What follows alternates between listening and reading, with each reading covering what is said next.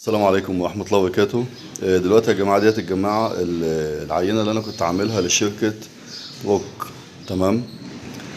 الشركة طبعا بعتالي البوية إن احنا نجربها ونشوف النتيجة بتاعتها، إن هي واثقة في رأينا يعني، واثقة في شغلنا. فبتقول لنا والله جربوا وشوفوا النتيجة بتاعت الشركة بتاعتنا عاملة إيه وإيش وضعها معاكم وكده.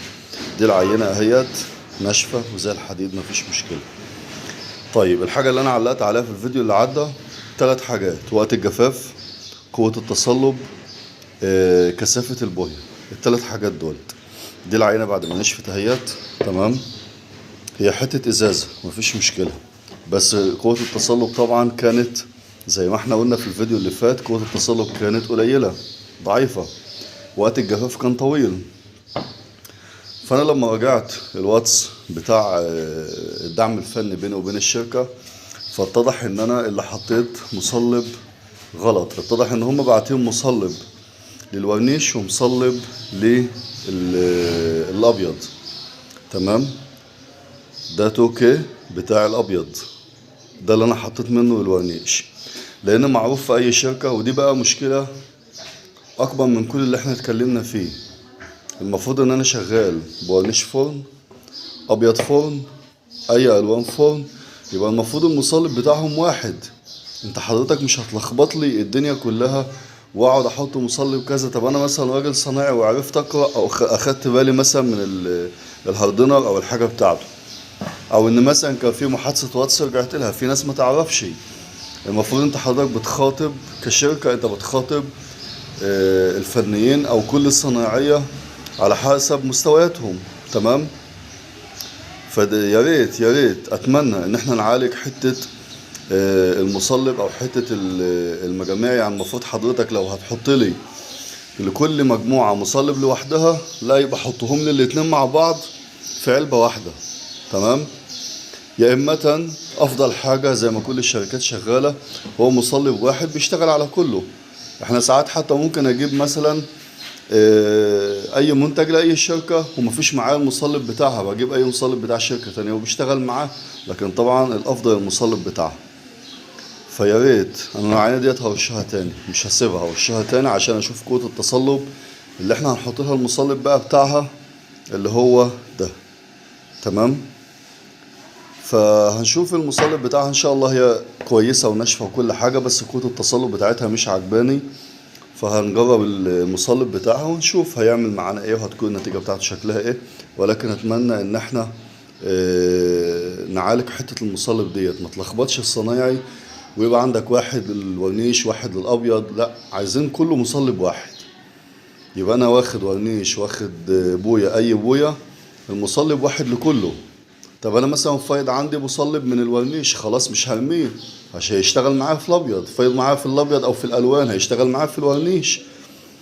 لكن انا مش هاخد لكل واحد مصلب لوحده واللي يفيض عنده هشربه، مش معقول طبعا. فيا ريت نعالج حته المصلب، ان المصلب يكون واحد لكله.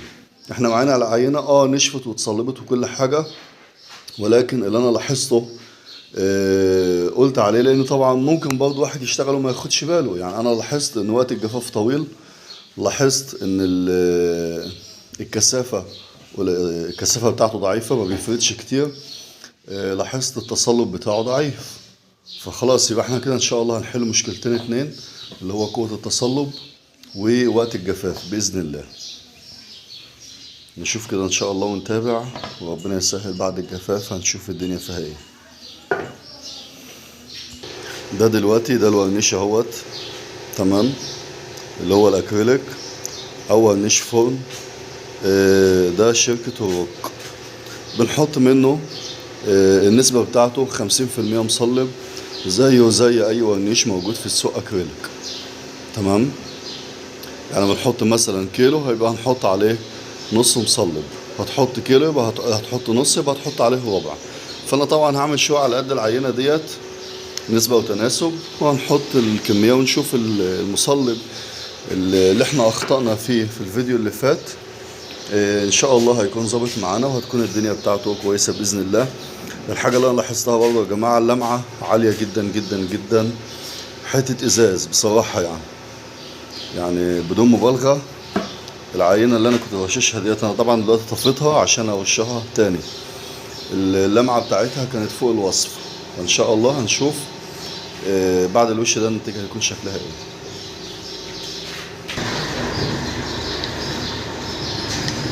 طبعا ده المصلب اللي احنا قلنا عليه لسه مبرشم اهوت، البرشمة بتاعته لسه بفكها.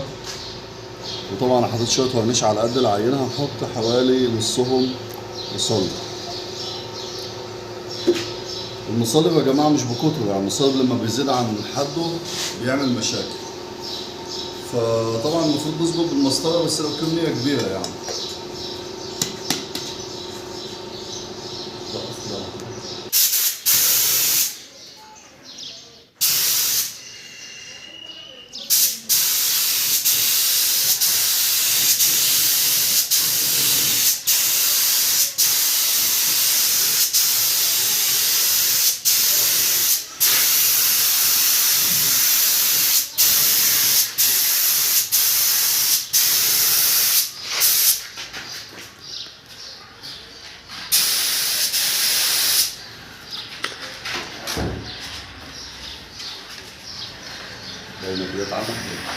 باين. طبعا دلوقتي يا جماعة هي طالعة اهيت زي حتة ازاز كده. هنشوف وقت الجفاف بتاعها، قوة الصلابة بتاعتها. هنشوف لو المشكلتين دول اتحلوا يبقى احنا كده معانا مشكلتين تانيين. تمام. طبعا ديت رسالة موجهة مني للشركة. إذا المشكلتين دول اتحلوا هيتفضل معانا اتنين، ايه هما؟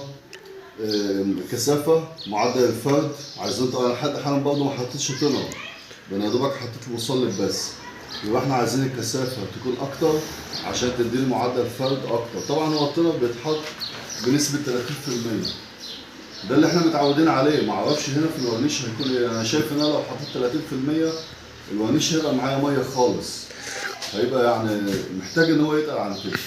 المشكلة التانية بقى والأهم زي ما اتكلمنا فوق الفيديو، المصلب. عايزين المصلب يبقى الورنيش من الألوان، من الأبيضات لأي لون. احنا شغالين ببوية أكريليك، يبقى المصلب بتاع الأكريليك كل واحد. تمام. لكن انت حضرتك ما تلخبطنيش او تلخبط اي صنايعي. يمكن انا خدت بالي في صنايعي تاني هيشتغل مش هياخد باله، التاجر نفسه ممكن ما ياخدش باله. طيب انا فاض مني شويه مصلب بتوع ابيض، اكيد مش هرميهم، هحطهم للورنيش. فاض مني الورنيش هحطهم في الالوان. فالمصلب يبقى كل واحد، التونر يبقى كل واحد. تمام. فنتمنى يكون المشكله بتاعت الاثنين دول ان شاء الله تتحل. وهنتابع تاني بعد الجفاف وهقول لكم وقت الجفاف اتظبط ولا هو زي المصلب اللي احنا اشتغلنا بيه قبل كده اللي هو بتاع الالوان. تمام يا جماعه.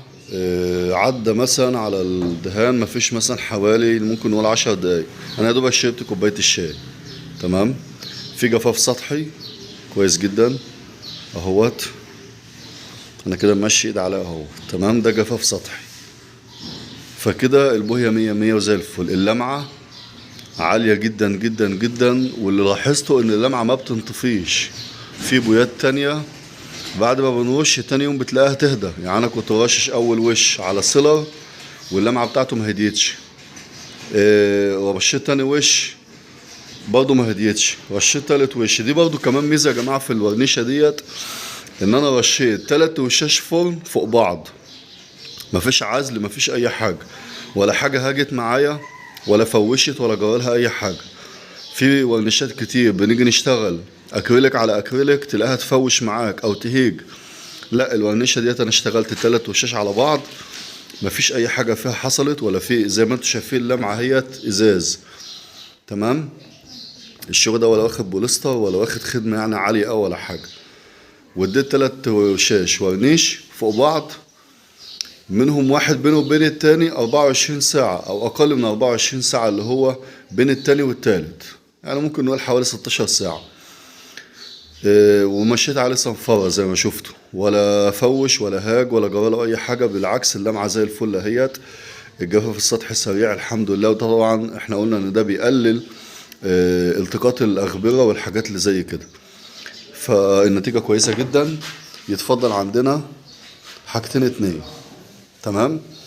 هي ان المصلب يكون بتاع كل بويات الاكريليك مصلب واحد عشان ما نلخبطش اي صنايعي، وعشان كمان نوفر عليه ما يتفضلش معاه مصلب يضطر يركنه ويحصل له اي مشاكل. الحاجة التانية، قلنا الكثافة بتاعة البوهية ان هي تتقل شوية، ده كان تصحيح للأمانة علشان خاطر الفيديو اللي انا نزلته اللي انا نزلته امبارح، علشان خاطر دي أمانة، فلازم نكون احنا قدها ان شاء الله. كده احنا وفينا، واتمنى يكون الفيديو فيه معلومات كويسة لكل السادة المتابعين. النتيجة الحمد لله زي الفل، حاجة محترمة جدا جدا، لمعة عالية جدا جدا زي ما انتم شايفين، بأقل خدمة، مش هنقول بأعلى خدمة، لا بأقل خدمة.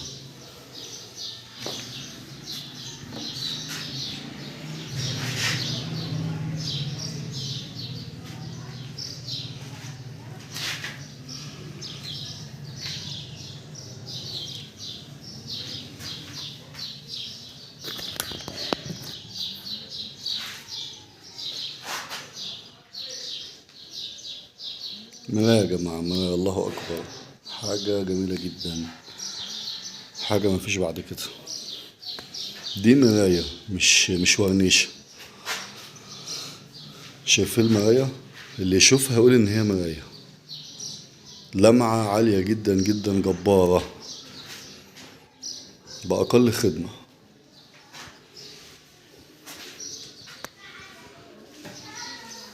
شايفين الجمال، شايفين الحلاوة، بسم الله ما شاء الله، حاجة جميلة جدا. استمروا يا جدعان، والشركة بتاعتكم ان شاء الله هتكون شركة محترمة، ولو استمرت على الجودة ديت هنشوف منها خيال بإذن الله. وشكرا لثقتكم فينا ولطلب رأيكم في منتجاتكم من أخوكم إبراهيم العزب، وتحياتي ليكم ولحضراتكم ولكل السادة القائمين على العمل في الشركة، من أقل واحد لأعلى واحد. إن شاء الله نشوف أفضل في المستقبل بإذن الله. السلام عليكم ورحمة الله وبركاته.